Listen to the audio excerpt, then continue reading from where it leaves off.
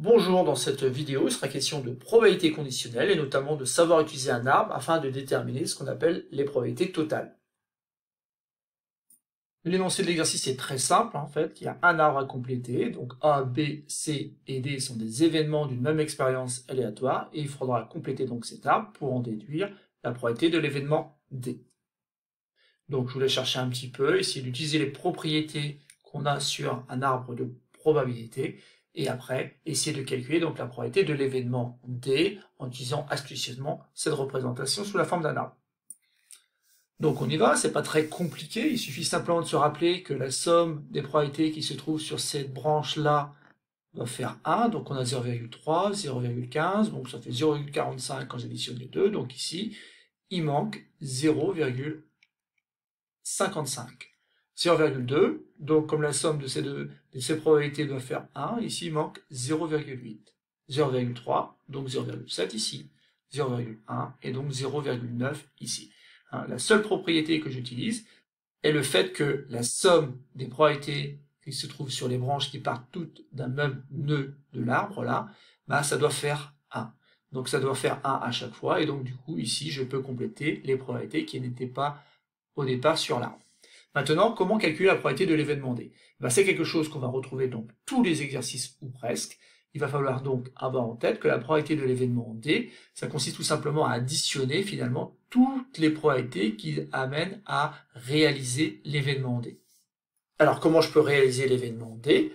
En fait ici, vous voyez que j'ai trois possibilités pour réaliser l'événement D. Donc soit je réalise A et B, soit je réalise l'événement B et l'événement D, soit je réalise l'événement C et l'événement D.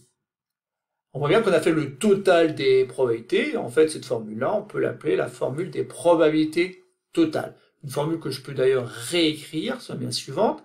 P de A inter D, c'est la probabilité de l'événement A, multipliée par la probabilité de l'événement D, sachant A. En effet, ici, le 0,2, c'est une probabilité conditionnelle. C'est la probabilité conditionnelle qui dit qu'on calcule la probabilité de l'événement D, sachant A. Et de la même façon, ensuite, P de B inter D, c'est la probabilité de l'événement B, multipliée par la probabilité de l'événement D, sachant B. D'accord? Et puis ensuite, la probabilité de C inter D, ça va être la probabilité de l'événement C, multipliée par la probabilité de l'événement D, sachant C.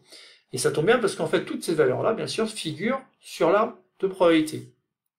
Il ne reste plus qu'à remplacer. Donc ici, P de A, c'est 0,3. P de D, sachant A, c'est 0,2. Plus P de B, 0,55, multiplié donc par 0,7 pour la probabilité de D, sachant B, plus 0,15, multiplié par 0,1 pour la probabilité de l'événement D, sachant C. Et bien sûr, maintenant, ce calcul-là qui n'est pas très compliqué, on peut quand même prendre la calculatrice pour obtenir 0,46. Donc la probabilité de l'événement D, on l'a obtenu assez facilement, c'est 0,46. Alors ce petit exercice n'est pas très compliqué, mais il faut savoir que cette question-là, la question qui s'agissait de déterminer la probabilité de l'événement D, c'est une question qu'on va retrouver forcément dans beaucoup d'exercices.